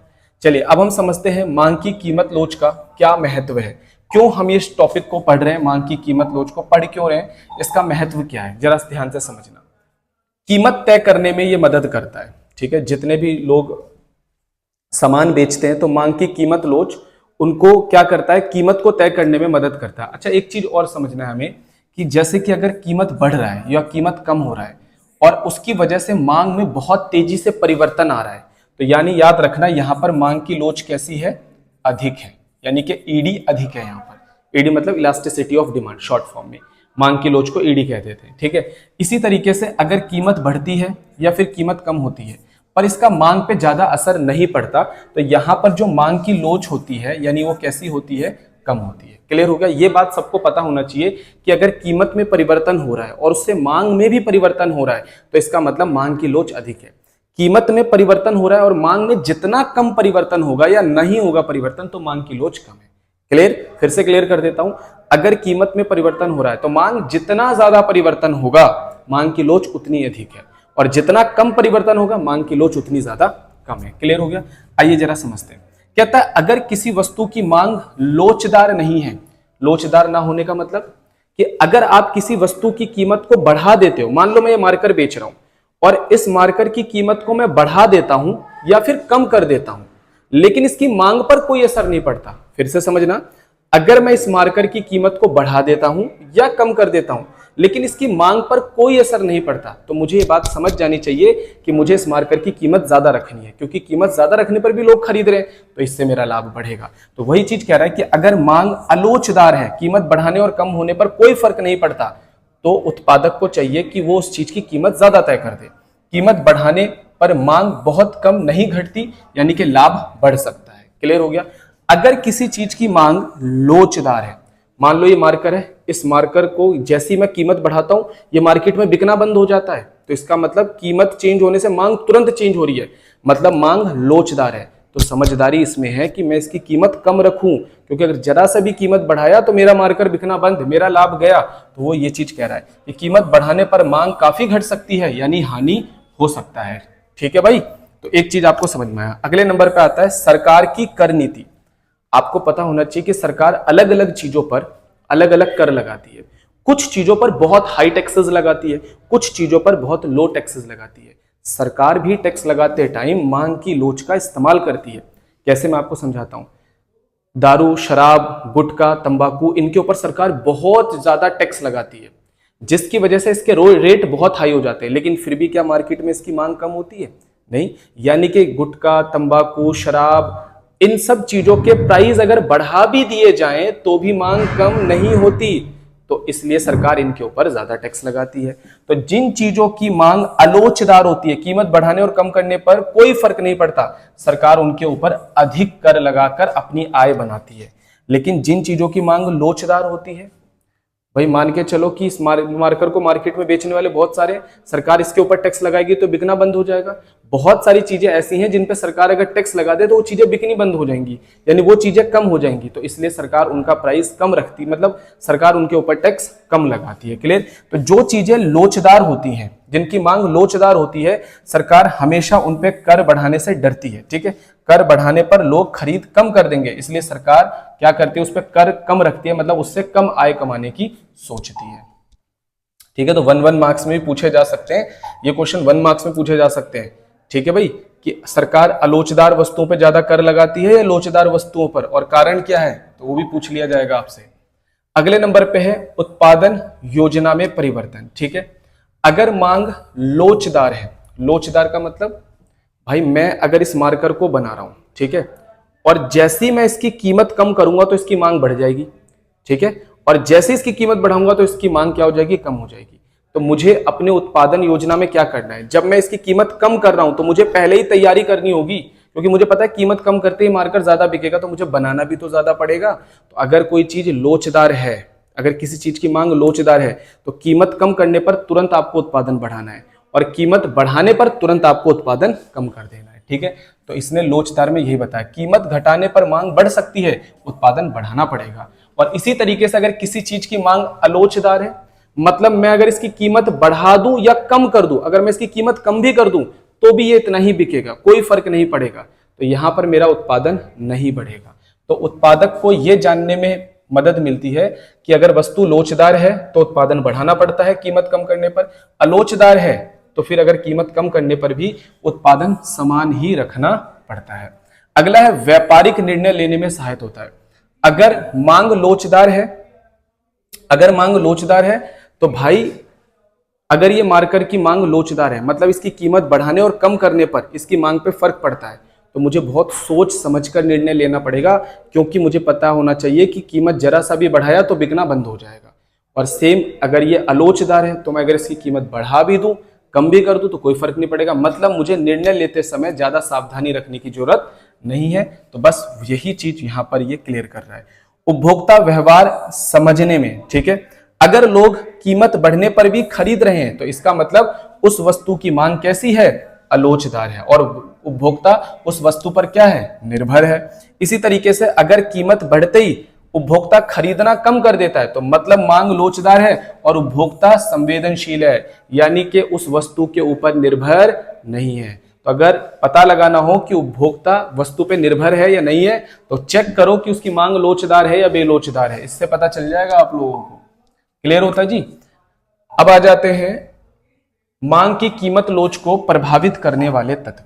ऐसे कौन कौन से फैक्टर हैं जो मांग की कीमत लोच को प्रभावित करते हैं। सबसे पहला, विकल्प वस्तुओं की उपलब्धता। देखो ध्यान से समझना, मान लो ये मार्कर है, मार्कर पे ही रहते हैं भाई, यही मार्कर अपने पास है तो इस पे एग्जांपल लेते हैं। मान लो ये मार्कर है, इसको बेचने वाला मैं अकेला हूं, तो अगर मैं कीमत बढ़ा भी दूं या कम भी कर दूं तो उपभोक्ता कहीं नहीं जाने वाला, मेरे पास ही खरीदेगा, मतलब अलोचदार है। ठीक है, बात समझ में आई। अगर मैं अकेला बेचने वाला हूं, लेकिन अगर ये मार्कर बेचने वाला मेरी तरह बहुत सारे लोग हैं, तो मैं कीमत बढ़ाऊंगा तो लोग दूसरी तरफ चले जाएंगे, मतलब मांग लोचदार हो जाएगी। बात समझ में आती कि नहीं आती। तो यही चीज कह रहा है कि यदि किसी वस्तु के बहुत सारे विकल्प मौजूद हैं तो ऐसी स्थिति में मांग लोचदार हो जाती है, और अगर बेचने वाले बहुत कम है तो ऐसी स्थिति के अंदर मांग जो होती है वो अलोचदार हो जाती है। क्लियर है। वस्तु की आवश्यकता, जरूरी या विलासिता। अगर कोई चीज हमारे लिए बहुत जरूरी है तो याद रखना उसकी मांग बेलोचदार होती है, यानी अलोचदार होती है। दवाई कीमत बढ़ जाए या कम हो जाए, दवाई बहुत जरूरी चीज है भाई, तो उसकी कीमत बढ़ जाए या कम हो जाए हमें फर्क नहीं पड़ता, हम उतना ही खरीदेंगे जितना हमें खरीदना है। तो इसका मतलब मांग बेलोचदार या फिर अलोचदार है। लेकिन अगर कोई चीज कंफर्टेबल है, जैसे कि टीवी, एसी, फ्रिज, है ना, इसी तरीके से फर्नीचर, ये सब तो हम देखते हैं यार कब सेल लगेगी, कब सस्ता मिलेगा, थोड़ा सा वेट कर लेते हैं, दिवाली आने दो। तो इसमें क्या होता है कि हम कीमत कम होते ही मांग को बढ़ाते हैं, तो यानी वहां पर मांग लोचदार है। तो आपने याद रखना है, जरूरी वस्तुओं की मांग बेलोचदार और विलासिता की वस्तुओं की जो मांग होती है वो लोचदार होती है। आय में वस्तु की हिस्सेदारी। देखो जी, अगर कोई चीज बड़ी महंगी है तो तुम सोच समझकर खर्च करोगे। अगर कोई चीज महंगी है, जैसे कि टीवी खरीद रहे हो, एसी खरीद रहे हो, घर खरीद रहे हो, तो इनकी मांग लोचदार होती है, क्योंकि कीमत कम होने पर तुरंत इनकी मांग बढ़ती है और कीमत बढ़ने पर मांग तुरंत कम हो जाती है, क्योंकि इसमें हमारा बहुत सारा पैसा खर्च हो रहा है। तो जब किसी चीज पर हमारी आय का बहुत बड़ा हिस्सा खर्च होता है तो हम सोच समझकर खर्च करते हैं और कीमत कम होने पर ही उसकी मांग बढ़ाते हैं। लेकिन अगर कोई चीज 1 रुपए, 2 रुपए, 5 रुपए, 10 रुपए की है तो वो थोड़ी सी महंगी भी हो जाए तो हमें फर्क नहीं पड़ता, यानी उनकी मांग बेलोचदार होती, कीमत बढ़ने और कम होने पर इतना ज्यादा फर्क नहीं पड़ता। ठीक है, तो कह रहा है कि अगर किसी वस्तु पर आय का बड़ा हिस्सा खर्च होता है तो मांग लोचदार हो जाएगी, और अगर सस्ती है, रोज की वस्तुएं हैं, तो उस ऐसे में हम क्या करते हैं, अपनी आय का बहुत कम हिस्सा उस पर खर्च करते हैं, इसलिए मांग अलोचदार यानी बेलोचदार हो जाएगी। क्लियर हो गया। समय का अंतराल। अगर आपके पास समय कम है तो कीमत बढ़ जाए या कम हो जाए, आपको इमरजेंसी में खरीदना पड़ जाएगा, मांग बेलोचदार यानी अलोचदार हो जाएगी। और अगर आपके पास समय ज्यादा है तो आप वेट करोगे कि जिस दिन कीमत कम होगी उसी दिन मांग बढ़ा दूंगा। ठीक है, तो वहां पर मांग लोचदार हो जाएगी। लंबे समय में चेक करो, लोचदार होती है मांग, और कम समय के अंदर अलोचदार यानी कि बेलोचदार होती है मांग। वस्तु की प्रकृति, ठीक है भाई। कुछ चीजें जो होती है ना वो सीधा हमारे जीवन से जुड़ी हुई होती हैं और उसकी मांग को हम चेंज नहीं कर सकते, दूध, दवा, बिजली, ये सारी, इसलिए इनकी मांग बेलोचदार या फिर आलोचदार होती है। कीमत बढ़ने और कम होने से इनकी मांग पर ज्यादा फर्क नहीं पड़ता। इसी तरीके से जबकि आराम और सुविधा वाली जो चीजें होती हैं उनकी मांग जो होती है वो लोचदार होती है, क्योंकि कीमत बढ़ने और कम होने से हम उसके ऊपर असर डालते हैं। आदत वाली वस्तु है, अगर आपको किसी चीज की आदत लगी हुई है तो उसकी कीमत बढ़ जाए या कम हो जाए क्या फर्क पड़ेगा, मांग उतनी करोगे तुम। मांग बेलोचदार यानी आलोचदार है। और इसी तरीके से किसी चीज की आदत नहीं लगी तो देखोगे यार सस्ता मिल रहा है तो ले लेते हैं, यानी कि प्राइस कम हुआ, मांग आपने बढ़ा दी, ठीक है। तो ये हो गया आदत वाली बात। अब आते हैं भविष्य की उम्मीदें। अगर लोगों को लगे कि भविष्य में कीमत बढ़ेगी तो अभी अधिक खरीद लेते हैं, यानी कि मांग बढ़ जाती है। इसी तरीके से अगर लोगों को लगे कि कीमत जल्द ही घटेगी तो लोग खरीदारी रोक सकते हैं, यानी कि अभी लोग डिमांड को चेंज नहीं करेंगे। तो ये कुछ ऐसे पॉइंट है भाई जो हमें बता रहा है कि मांग के लोच का क्या उपयोग है, ये सारी चीजें बता रहे हैं। चलिए जी, अब हम स्टार्ट कर रहे हैं मांग की कीमत लोच को निकालने के लिए प्रतिशत विधि। मांग की कीमत लोच को ज्ञात करने की दो बड़ी विधियां हैं, एक प्रतिशत विधि है और दूसरा कुल व्यय विधि है। 99% चांस है कि प्रतिशत विधि का ही क्वेश्चन पूछा जाता है। व्यय विधि का जो क्वेश्चन है वो बिल्कुल ना के बराबर आता है, फिर भी उसको भी हम लोग देख लेंगे, ठीक है। तो आइए प्रतिशत विधि को समझते हैं कि मांग की लोच की प्रतिशत विधि क्या है। देखो इसके अंदर तीन फॉर्मूले हैं। ईडी का मतलब होता है मांग की कीमत लोच, ठीक है, इसको हम ईडी से शो करेंगे। पहला होता है प्रतिशत परिवर्तन, किसके अंदर, मांग के अंदर, और प्रतिशत परिवर्तन बटे में किसके अंदर, कीमत के अंदर। अगर मांग में प्रतिशत परिवर्तन नहीं दे रखा तो हम डेल्टा क्यू, डेल्टा पी, ठीक है, sorry, delta Q upon Q into 100 कर देते हैं, और कीमत में प्रतिशत परिवर्तन नहीं दे रखा तो delta P upon P into में 100 कर देते हैं। पी मतलब प्राइस है और क्यू मतलब यहाँ पे क्वांटिटी है। इस फॉर्मूले से एक फॉर्मूला और बनता है जो कि है delta Q, delta P into में पी बाय क्यू। ज्यादातर क्वेश्चनों में यही फॉर्मूला यूज होता है। इन तीनों फॉर्मूलों की मदद से ही हम इसके सारे क्वेश्चन निपटा सकते हैं, ठीक है। तो फॉर्मूला देख लेना, बार बार नहीं लिखूंगा, अगली स्लाइड में नहीं लिखूंगा मैं फॉर्मूला एक ही बार में देख लेना। चलिए अब इस क्वेश्चन को सोल्व करते हैं। कहता है एक वस्तु की कीमत 20 रुपए थी। सबसे पहले ना एक बना लो, एक होता है प्राइस और एक क्वांटिटी, ठीक है। थोड़ा इंग्लिश में बोल रहा हूं, प्राइस मतलब कीमत, क्वांटिटी मतलब क्यू को हम क्वांटिटी यानी कि मांग, इसका मतलब होता है मांग क्यू का, और इसका मतलब क्या होता है, कीमत, ठीक है। सबसे पहले देखो प्राइस कितना था, 20 रुपए था। उस समय 100 इकाई की मांग थी, यानी बिक्री यानी कि मांग जो थी वो 100 इकाई कर रहे थे उपभोक्ता। फिर कहता है कि कीमत क्या हो जाती है, 25 रुपए, यानी कि कीमत बढ़ जाती है, जिसकी वजह से बिक्री घटकर कितनी हो जाती है, 80 इकाई हो जाती है। अब यहां पर हमारे पास जो ये तीन फॉर्मूले, कौन सा फॉर्मूला यूज करें। देखो जानकारी कहीं पर भी प्रतिशत में नहीं है तो हम ज्यादातर यही फॉर्मूला यूज करेंगे, ठीक है। इस फॉर्मूले से क्वेश्चन हो जाएगा। क्या फॉर्मूला है ईडी का, डेल्टा क्यू। डेल्टा क्यू का मतलब होता है क्वांटिटी में चेंज, यानी मांग में चेंज। कितना चेंज हो रहा है मांग में, 20, क्लियर होता है। इसी तरीके से फिर आ रहा है डेल्टा पी। डेल्टा पी का मतलब प्राइस में चेंज, कितना चेंज हो रहा है, 5, ठीक है। देखो चेंज बढ़ भी सकता है और कम भी हो सकता है, तो पॉजिटिव नेगेटिव हमारे को यहां पर इग्नोर करना होता है, क्लियर हो गया। उसके बाद हमारा फॉर्मूला क्या है, पी का मतलब स्टार्टिंग में कितना प्राइस था, 20, और फिर आता है क्यू का मतलब स्टार्टिंग में कितनी क्वांटिटी थी, 100, क्लियर होता है भाई, ठीक है। तो यहां पर अगर चेक करोगे 0 से 0 गया, 0 से 0 गया, ठीक है। 2 दूनी 4, 5। अब इसे डिवाइड करोगे तो समथिंग 0.8 के बराबर आ जाएगा। अब कुछ चीजें और भी समझनी है। अगर मांग की कीमत लोच यानी कि ईडी 1 आता है तो हम लिखेंगे मांग की कीमत लोच इकाई के बराबर लोचदार है। अगर 1 से ज्यादा आता है तो हम लिखेंगे मांग की कीमत लोच इकाई से अधिक लोचदार है, और अगर 1 से कम आता है तो हम लिखेंगे मांग की कीमत लोच इकाई से कम लोचदार है। तो यहां पर आंसर 1 से कम आ रहा है तो नीचे हम जो लाइन लिखेंगे वो क्या लिखेंगे, मांग की कीमत लोच इकाई से कम लोचदार है, ठीक है जी। तो ये हो गया हमारा क्वेश्चन। फिर आते हैं नेक्स्ट क्वेश्चन पे। अब इसके अंदर कहता है एक वस्तु की वर्तमान कीमत, फिर कीमत और उसकी बात कर रहा है तो मैं सेम लिख देता हूं। वर्तमान कीमत है 50 रुपए प्रति इकाई, और उस समय उसकी बिक्री कितनी है, मतलब मांग कितनी कर रहा है उपभोक्ता, 200 इकाई। मांग की कीमत लोच, अरे इस बार तो कीमत लोच हमारे को दे दिया, तो ईडी हमारे को 2 दे रखा है। अब यदि वस्तु की कीमत 60 रुपए प्रति इकाई हो जाए, कीमत बढ़ गई, तो बताओ नई बिक्री कितनी होगी, मतलब कि हमें नई बिक्री निकाल के दिखानी है, क्लियर हो गया। सेम वही फॉर्मूला लगाऊंगा। ईडी का formula delta Q delta P into P by Q. Delta Q मतलब कितना चेंज हो रहा है पता नहीं चल रहा, डेल्टा क्यू, ठीक है। डेल्टा पी कितना चेंज हो रहा है भाई पता चल रहा है 10, ठीक है। स्टार्टिंग का प्राइस कितना है हमारा 50, और स्टार्टिंग की क्वांटिटी कितनी है हमारी 200, और ईडी भी हमारे को दे रखा है कितना, तो यहां पर इस तरीके से रख देंगे। देखो 50 से कट जाएगा कितनी बार में, 4 बार में, तो डेल्टा क्यू को 1 से इंटू करोगे डेल्टा क्यू आ जाएगा, और 10 को 4 से करोगे तो 40 आ जाएगा, और यहां पर है हमारा 2, तो डेल्टा क्यू कितना आएगा, ये 40 इधर भाग में इधर जाके गुणा हो जाएगा, तो 80 आ गया, ठीक है। यानी कि मांग में 80 इकाई का परिवर्तन आएगा, तो ये हमारा आंसर नहीं है। अब हम यहां पे लिखेंगे नई मांग। नई मांग पूछी गई है हमसे कि नई बिक्री या नई मांग कितनी होगी, तो देखो पहले कितनी थी 200, क्लियर। अब बताओ कीमत बढ़ी या कम हुई, कीमत बढ़ी, तो कीमत बढ़ती है तो मांग क्या हो जाती है, कम हो जाती है, तो ये इतना कम हो गया मांग, ठीक है। इस तरीके से अंदाजा लगाएंगे। और सेम यहां पर अगर कीमत कम हुई होती तो हम मांग बढ़ जाती, तो 200 में इसको हम ऐड करते। बात समझ में आई कि नहीं आई, ठीक है। तो फिर क्या करेंगे 280 हो गया हमारी नई मांग, ओ सॉरी माइनस करना है ना, माइनस करेंगे तो ये हमारा 120, ये हमारा आंसर आ गया, क्लियर है। उसके बाद एक क्वेश्चन और आ रहा है, एक वस्तु की वर्तमान कीमत, ठीक है, तो इसको भी मैं एक काम करता हूं। कहता है कीमत कितनी है 20 रुपए प्रति इकाई है, और उस समय बिक्री से होने वाला कुल व्यय। अब देखो ऐसा क्वेश्चन ना जिसमें कुल व्यय दे देगा, वहां पर एक कॉलम और बना लेना है टोटल एक्सपेंडिचर का, ठीक है, उसके बाद क्वांटिटी बनाना है। कहता है जब कीमत 20 रुपए थी तो उपभोक्ता उस वस्तु पर 400 रुपए खर्च करता है। अब यहां पर समझो इसने क्वांटिटी नहीं दी, इसने हमारे को खर्चा दिया हुआ है, तो हमें खर्चा लिखना पड़ेगा 400 है।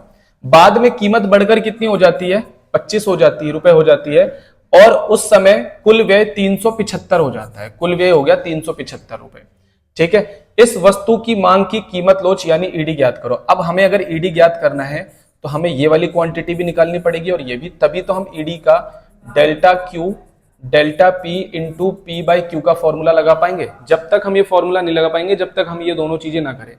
अब देखो यहां पर हमें क्वांटिटी निकालना है। अब एक बात मुझे बताओ कि मान के चलो एक बिस्किट का पैकेट 20 रुपए का है और मैंने 400 रुपए के बिस्किट के पैकेट खरीदे, तो मैंने कितने पैकेट खरीदोगे, क्वांटिटी कितनी आएगी, डिवाइड कर दो, 400 को 20 से डिवाइड करेंगे तो ये हमारा आ जाएगा 20 आ जाएगा, ठीक है। और 375 को 25 से डिवाइड कर लो एक बार, ये 15 आ गया। अब लगा दो यहाँ पे फॉर्मूला, डेल्टा क्यू कितना चेंज आ रहा है 5, डेल्टा पी कितना चेंज आ रहा है 5, स्टार्टिंग का प्राइस कितना है हमारा 20, और स्टार्टिंग की क्वांटिटी हमारी कितनी है 20, 20 से 20 कटा 1 आया, 5 से 5 कटा 1 आ गया, आंसर आ गया हमारा 1। मांग की कीमत लोच इकाई के बराबर लोचदार है। तो अगर कुल व्यय वाला क्वेश्चन आएगा तो इस तरीके से करना है। उसमें क्या होगा कि सीधा क्वांटिटी नहीं देगा, बोलेगा हम इतना खर्च कर रहे हैं, तो यार जितने रुपए का प्राइस है अब जितना खर्च कर रहे हैं उससे डिवाइड करके निकाल दो, उससे क्या फर्क पड़ता है, ठीक है। अब यहां पर मांग की कीमत लोच में एक क्वेश्चन और आ गया, एक वस्तु की कीमत 20% बढ़ाई जाती है, उसकी मांग 10% घट जाती है। अब यहां पर सारी जानकारी प्रतिशत में है, तो सीधा प्रतिशत वाला फॉर्मूला लगाओ। क्या था, प्रतिशत परिवर्तन किसके अंदर, मांग के अंदर, और प्रतिशत परिवर्तन किसके अंदर, कीमत के अंदर। सीधा मांग में प्रतिशत परिवर्तन कितना है 20, ठीक है, नहीं मांग में 10% है, मांग में 10% का परिवर्तन है और कीमत में कितना है 20%, ठीक है। 1/2 यानी कि 0.5 आ गया। मांग की कीमत लोच इकाई से कम लोचदार है, क्लियर हो गया। उसके बाद अगले क्वेश्चन पे आ जाते हैं। अगले क्वेश्चन में कहता है एक वस्तु की बिक्री 200 इकाई थी, बाद में कीमत 25% बढ़ गया। अब यहां पर कुछ जानकारी तो प्रतिशत में है और कुछ जानकारी जो है हमारे को नंबर में, तो हम क्या करेंगे, ठीक है, एक बार देख लेते हैं, बना लेते हैं P और Q। कहता है एक वस्तु की बिक्री 200 इकाई थी, यानी क्वांटिटी दे रखा है 200, बाद में कीमत 25% बढ़ जाती है। अब यहां पर प्राइस का जो परसेंटेज चेंज है वो हमें 20% दे रखा है, मतलब प्राइस परसेंट में है और क्वांटिटी नंबर में दे रहा है। और बिक्री घटकर जैसे ही प्राइस 20% बढ़ता है तो क्या होता है, जो क्वांटिटी है वो घटकर 160 इकाई हो जाता है, ठीक है। अब कह रहा है ईडी निकाल कर दिखाओ, क्लियर है। तो हम इसमें क्या करेंगे, सीधा परसेंटेज वाला ही फॉर्मूला लगाएंगे। ईडी का फॉर्मूला क्या होता है, प्रतिशत परिवर्तन किसके अंदर, मांग के अंदर, और प्रतिशत परिवर्तन किसके अंदर, कीमत के अंदर। याद रखना कभी भी परसेंटेज वाला क्वेश्चन आए तो परसेंटेज वाला ही फॉर्मूला आपने ये वाला लगाना है, ठीक है। अब मांग में प्रतिशत परिवर्तन हमारे को दे नहीं रखा, तो इसका एक फॉर्मूला होता है, अगर मांग में प्रतिशत परिवर्तन नहीं दे रखा, delta Q upon Q into में 100, और कीमत में प्रतिशत परिवर्तन आपको दे रखा है जो कि 20% के बराबर है, तो सिर्फ 20 लिख लेना आप। क्लियर है? अब डेल्टा क्यू देखो, चेक करो कितना चेंज हो रहा है, 40, तो यहां पर 40 लिखेंगे। और क्यू का मतलब स्टार्टिंग में कितनी मांग थी, जो कि थी हमारी 200, और इंटू में आप कर दोगे 100। क्लियर हो गया? तो ये 1 और ये 2, और नीचे तो 20 लिखना ही है, ये वाला 20 नीचे लिखना ही है। 2 आ गया, 2 से काटोगे ये आ गया 20, मतलब 20 से 20 कटेगा तो हमारा आंसर आ गया 1। तो ये हो गया मांग की लोच इकाई के बराबर लोचदार है। क्लियर होता है भाई?